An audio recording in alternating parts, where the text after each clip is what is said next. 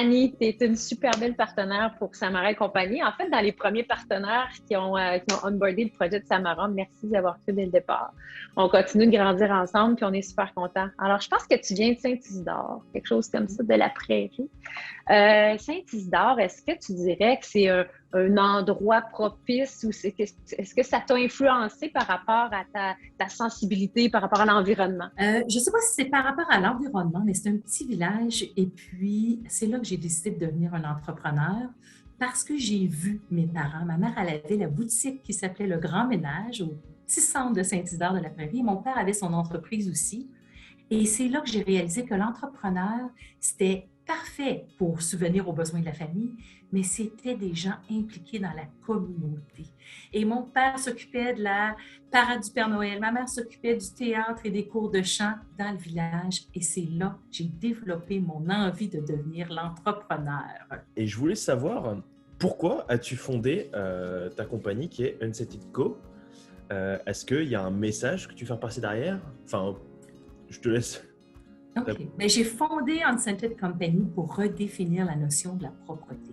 Premièrement, je suis intolérante aux fragrances synthétiques, mais en plus, j'avais l'opportunité de partir une business de produits qu'on utilise tous les jours, quotidiennement. Puis là, il ne faut pas se faire d'illusions. Je fais partie d'une industrie qui contribue à un des plus grands fléaux de l'environnement, c'est la bouteille de plastique à usage unique. Donc, j'ai une opportunité de changer l'industrie et de contribuer à faire partie de la solution. Donc, c'est pour ça que j'ai parti des Unscented Company. Alors, après 5 ans, est-ce que tu sens, ou à peu près, je trouve ça fait autour de 5 ans que tu es là, est-ce que tu commences à sentir l'effet Unscented? Est-ce que tu commences à sentir ton impact positif? Sans aucun doute. Je vois aujourd'hui des clients changer d'acheter le petit format et d'inclure leur vrac dans leurs entreprises. Mais Catherine, la moitié de ma business, de mes revenus provient des stations de remplissage et des stations qu'on utilise dans les boutiques et chez toi et dans le vrac. Donc, la réponse est oui. Je vois des changements chez le consommateur et je vois des changements chez le détaillant.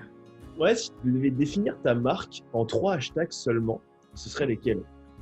Clean, disruptive, beautiful. Bah là, on va passer à la deuxième phase. Donc, en fait, tout simplement, ça va être une phase, en fait, par exemple, j'ai commencé une question, c'est une phrase à trous. Il va falloir que tu continues ma phrase. C'est aussi simple que ça. L'éco-responsabilité, pour moi, c'est… Un geste tous les jours. Quelqu'un qui connaît rien à l'environnement, l'éco-responsabilité, qui s'en fiche, là, qui n'en a rien à foutre, qui n'a rien compris, là. Qu'est-ce que tu lui dis? Tout sauf d'être un paternaliste.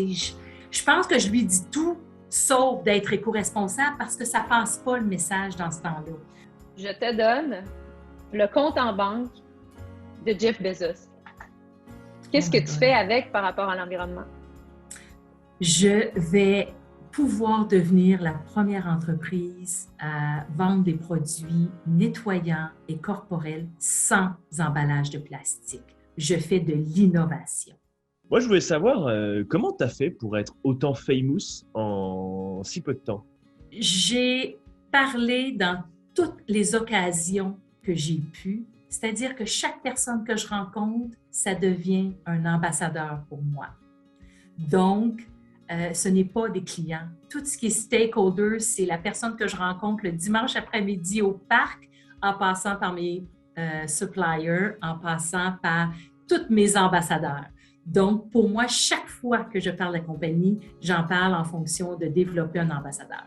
Qu'est-ce que tu dirais qui est la prochaine étape ultime là, pour Unscented Company après 5 ans? Là?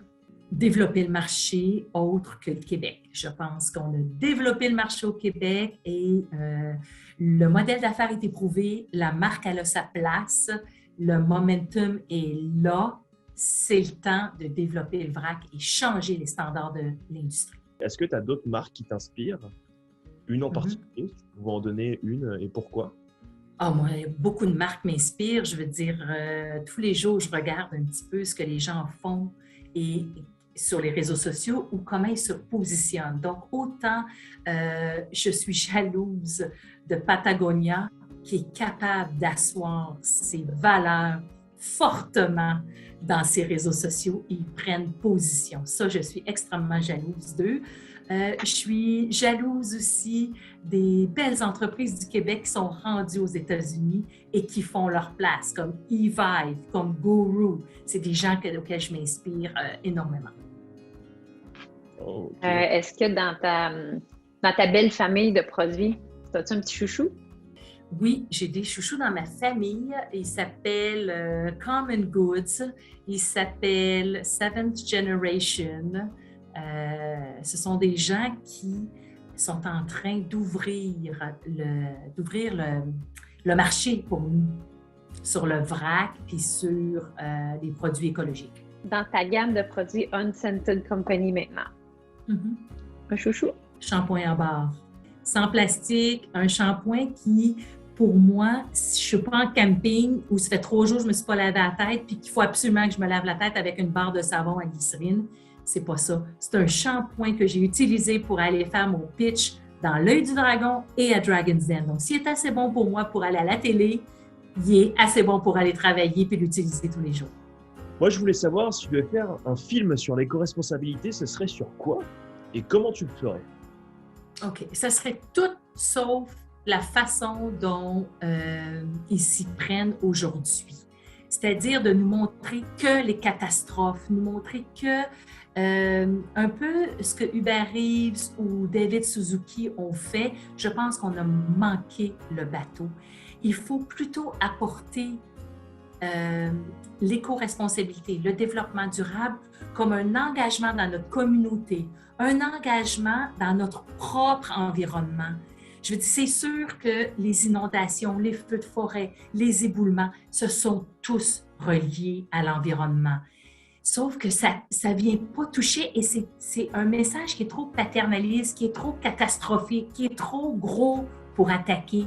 Donc, il faudrait le ramener à des petits gestes au quotidien, à l'échelle humaine, qu'on est tous capables de prendre. Je pense qu'on aurait plus d'impact.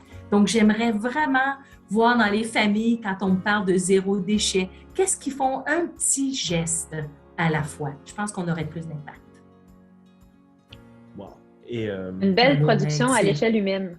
Oui, une production à l'échelle humaine. Alors, chez moi, catastrophe, là, je veux dire, je suis plus capable de les voir, j'ai connu catastrophe.